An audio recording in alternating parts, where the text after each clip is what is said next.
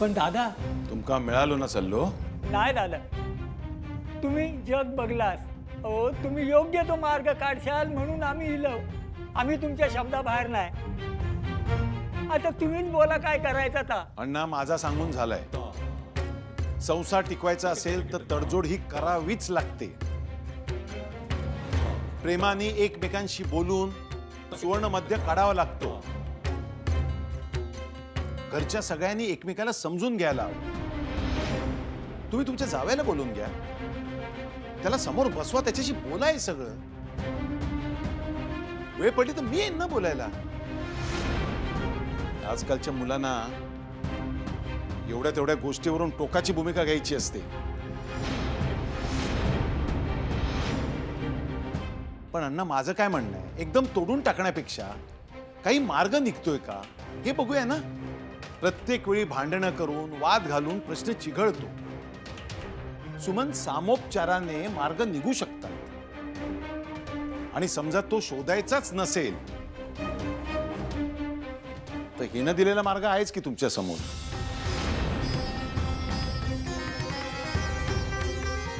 विषय संपलो.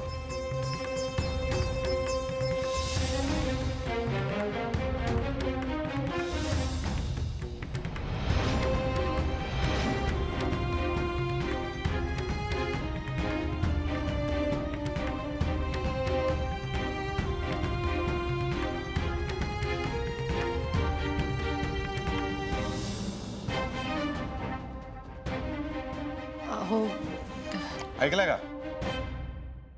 तुमच्या भाचीने सगळ्यांसमोर काय दिवे लावला ऐकला ना? नाही, चुकलाच त्याचा. असं मोठ्यांमध्ये बोलूकच नको होतं त्यानं. पण आजकालची पोरं कशी असतात माहीत आहे ना. ज्या काही त्यांचं मत असतं ती मतं ती मांडून मोकळी होतात. हो, मानून मोकळे होतात. आपला निशी पण त्याच वयाचा आहे ना. तिथंच होता ना, बोलला सगळ्यांमध्ये, आपलं मत मांडला नाही ना. आपल्या प्रेमासाठी आपली सासू कशी असली तरी तिच्याबरोबर जुळवून घेऊ तयार झाला ना. बरोबर आहे तुमचा. ओवी जरा मोकळ्या वातावरणात वाढलेला ना, म्हणून. ते का तुमचा अपमान करूचं नव्हतं, म्हणजे नसणार.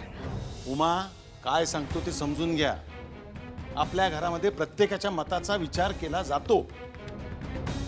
त्याचा मत व्यक्त करण्याबद्दल माझा काही म्हणणं नाही. पण तुमच्या भाचीच्या मतामुळे ते सुमनचं संसार कायमचं मोडत ना, त्याचं काय? त्या जरी मोकळ्या वातावरणात वाढलेला असला ना तरी इथल्या लग्न संस्थेनी अजून काट टाकलेले नाही. हा तुटलेले संसार पुन्हा आनंदाचे झालेले मी स्वतः बघितलंय. मग अशा वेळी आपल्या माणसाला एक संधी देऊक नको? शांतपणे बसून प्रेमाने एकमेकांना समजावून काही चांगलं होतं का बघायला नको? एक घाव दोन तुकडे करून नाती संपवायची कशासाठी? तर ते तुमच्या भाचीला काय कळणार म्हणा. माका वाटलं होतं की त्याच्यामध्ये बदल होईल म्हणून. काही बदल झालेला नाहीये. 4 गोष्टींची आवड निर्माण झाला, म्हणजे त्याचा स्वभाव, त्याचा विचार बदलला असेल असं वाटला होता. काही फरक पडलेला नाहीये. मूळ जरी इथला असला तरी संस्कार आणि विचार परदेशातलेच. ता कधीही बदलणार नाही. ता इथला कधीच होऊ शकत नाही. हो, पण विषय संपलो.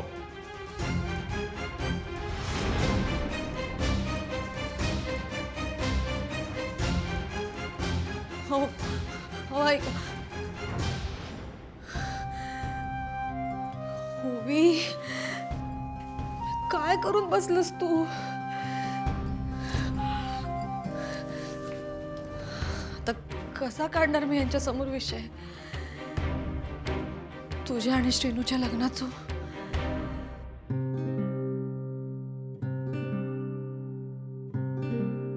Guys please, what's wrong?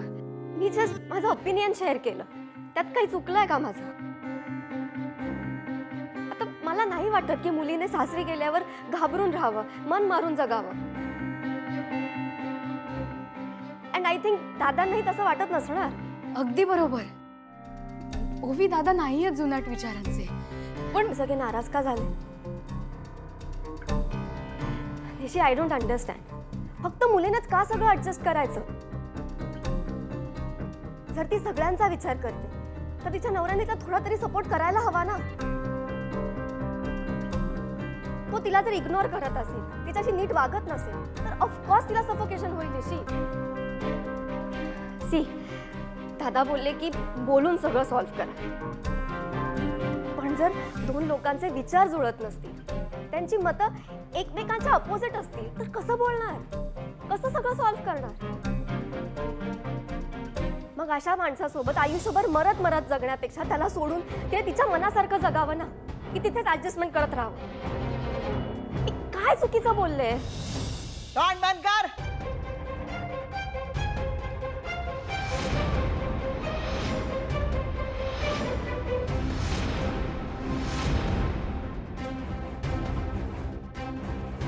तू काय बोलतोस? तुझा तुका तरी कळता काय? ही असली थेरासत ना परदेशात चलती. हाय आमच्या नांदिवलीत नाही हा. हाय एकदा पार लगीन करून सासरी गेला ना की थय आपली नाती निभावता. घराच्या बाहेर पडताना ती त्याची तिरडीच. तुझ्या म्हणण्याप्रमाणे एवढ्या तेवढ्या कारणावरून नवऱ्याक सोडून जर पोरी घराकडे इल्या ना तर कल्याणच झाला जगाचा. लग्नावर कोणाचा विश्वास नव्हतो नाही. दाईचे, तिला असं म्हणायचं नव्हतं. ते इतकंच म्हणत होते की तू गप राव निशी. आता काय बोलूचं असं ना तर ऐकलंय मी मगाशीच. आता तू माका सांगू नको होतं का काय म्हणायचं होतं आता? त्या पोरीन रघुनाथाच्या पुढे बोलण्याचा धाडस केल्यान. त्याच्यामुळे आज रघुनाथाच्या शब्दात कमीपणा इलो. तू श्रीनू इतक्याच काय बंधू सुद्धा आजवर रघुनाथाच्या पुढे तोंडवर करून बोलणार नाही. आणि या कोण खायला चार चौघात रघुनाथाचा बोलणा खोडूक निघाला. संबंध काय येतो गावातल्या गोष्टीत बोलूचो? या बघ, मी माझ्या लेकीक पण माफ केलंय नाही. थय तुझी काय विषाद? आज बोललंस त्या बोललंस. याच्या पुढे असा बोललंस ना तर गाठ माझ्याशी असा. लक्षात ठेव.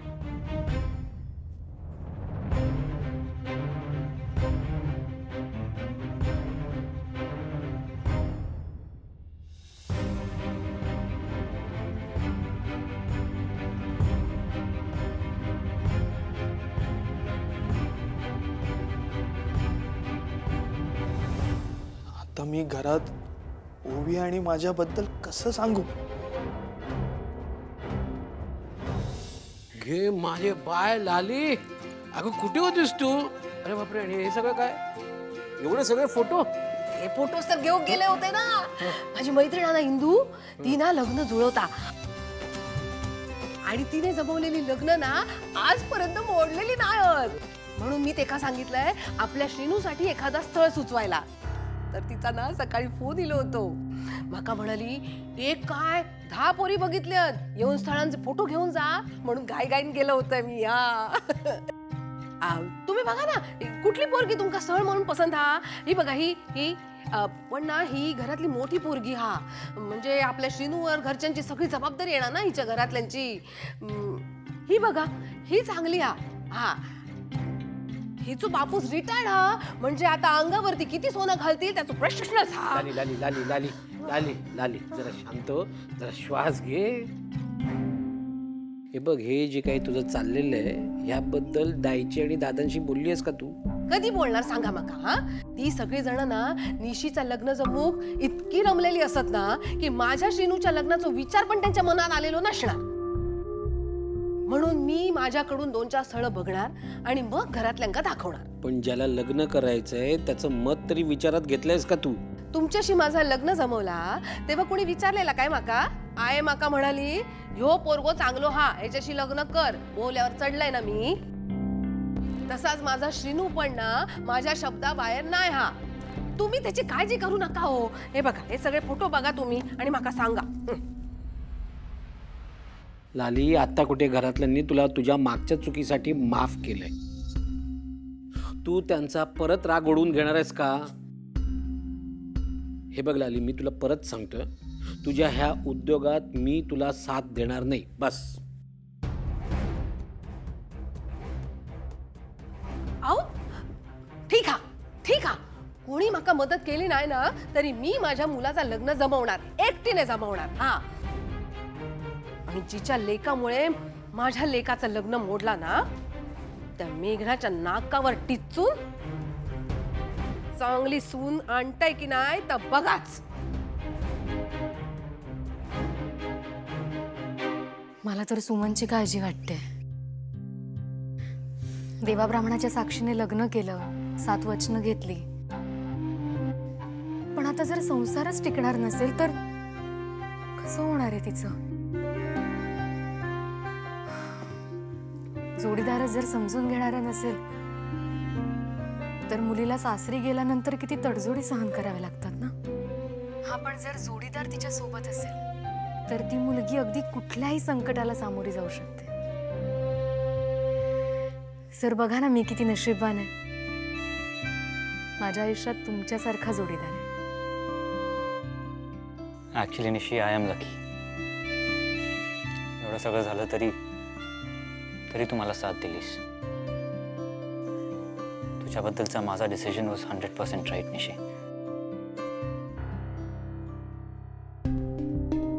निशी, मी कॉल करतो नंतर तुला. काय झालं सर? आपण बोलूयात नंतर. बाय. नीरज थांब, जेवायला चल ना. तू जेवण घे, मला काम आहे जरा. ठीक आहे, मी थांबते. तुझं काम झालं की सांग. तुला थांबायची गरज नाही, तू जेवण घे. नीरज, असं का वागतोयस तू माझ्याशी? मी स्वतः बदलण्याचा प्रयत्न करतेय ना. तू शिरकेला स्लॅप केलंस, त्याला घराबाहेर काढलंस. तुला जर असं वाटत असेल की तुझं हे वागणं बघून मी तुझ्या आधीचं वागणं विसरून जाईन तर युअर रॉंग. तू जे काही केलंस ना ते इतक्या लगेच विसरणं माझ्यासाठी शक्य नाही आहे. हे तर त्या डॉक्टरांनी सांगितलं की तुझ्यासोबत कोणीतरी थांबायला हवंय, म्हणून मी थांबलो इथे. मी समजू शकते, माझ्या चुका पटकन माफ करण्यासारख्या नाहीयेत, पण मी तुझा राग शांत होण्याची वाट बघेन. तू मला पुन्हा त्याच प्रेमाने मॉम म्हणशील याची मला खात्री आहे. जेवण ओट्यावर आहे, जेवून घे.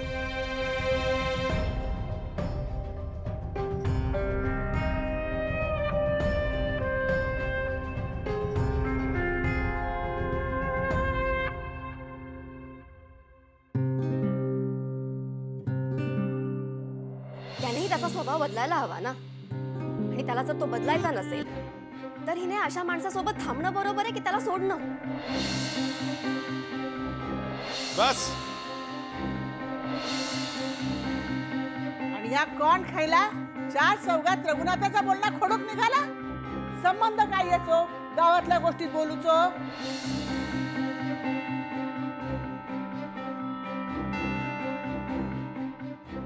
ओवी,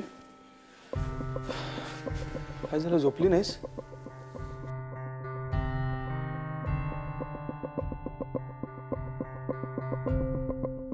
झोप नाही लागत आहे.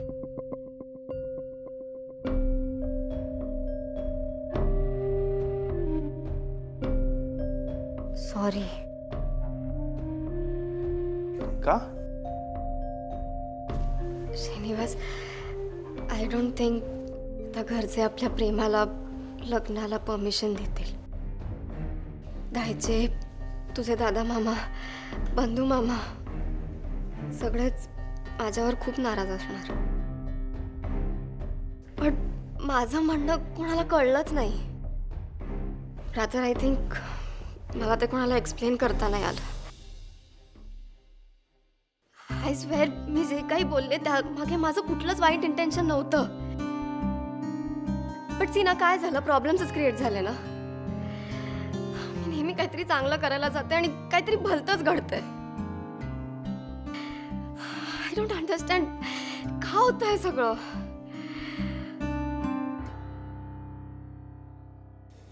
बघ, दायची जरी तुला रागाच्या भरात बरंच काही बोलली असली तरी तरी ती मनाने खूप चांगली आहे. तू तिला सॉरी म्हण, तिची माफी माग, ती तुला माफ करेल. तुझ्या आईला तरी त्यांनी अजून कुठे माफ केलंय? आईची चूक ही खूप मोठी चूक होती. म्हणजे मी जे केलंय ते तुला चुकीचं वाटत नाहीये?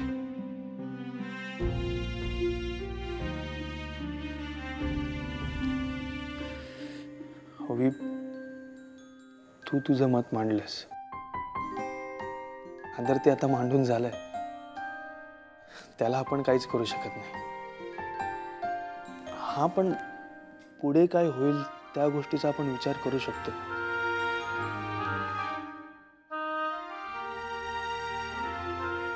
मला नाही वाटत दायचं मला आता माफ करेल. इनफॅक्ट मला वाटतं त्या आता मला या घरात सुद्धा राहू देणार नाही.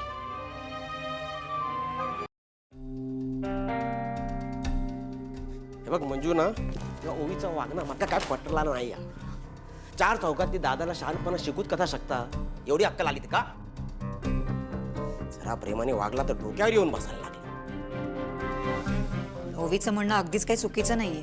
म्हणजे ताज हा काय 4 चौकात वागला, अण्णा नायकांच्या लेकीला तिने सल्लो दिलो, तो तुका योग्य वाटतो?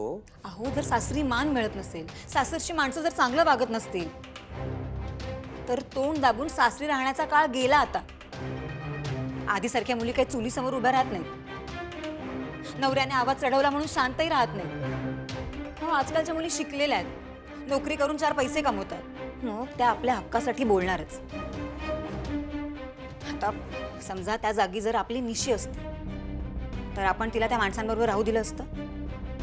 ओवीला हेच सांगायचं असणार. हे बघ, सगळ्यात महत्वाचं म्हणजे आपला निश्चित त्याच्यासारखा नाही, कळलं ना? ती सासरी गेली ना, तिथल्या लोकांना ना प्रेमाने जिंकत. पण प्रत्येकाचं स्वतःचं मत असू शकतं, आपल्याकडे हे कोणी मान्य करणार नाही.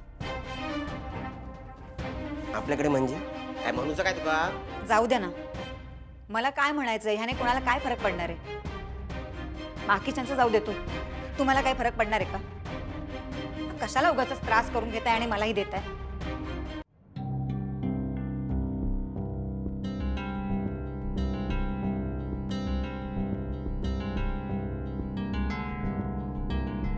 आहे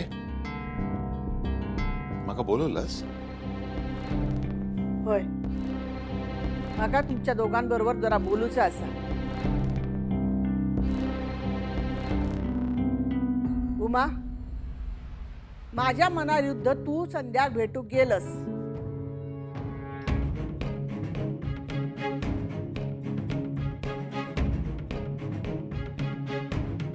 तुझ्या गोवाशीनच तुका परवानगी दिल्या नव्हती, पण जाताना खैसून काही एक घेऊन येऊ नको म्हणून सांगितलेला होता, आठवला? मी वचन देते,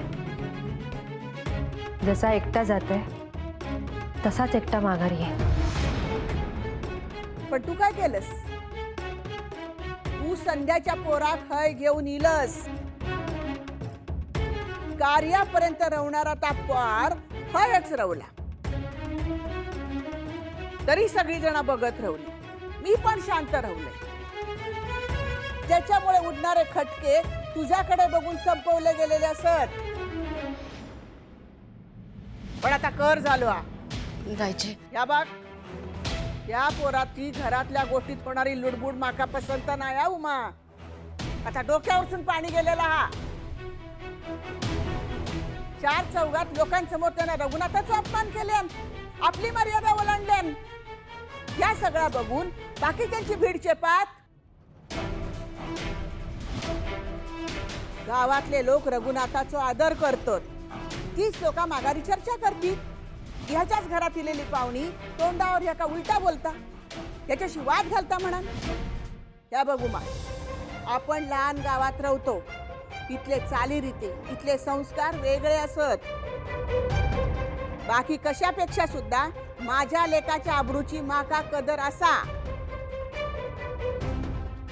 कुणी सोम्या गमन ती चवाट्यावर आणलेली मी सहन करूचाही नाही.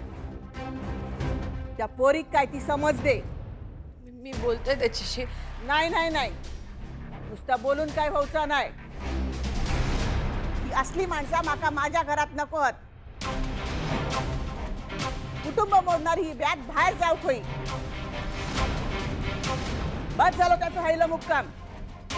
त्याच्या बापाशी बोलवून घ्यावा आणि त्याच्या परतीच्या तिकिटाची व्यवस्था करा.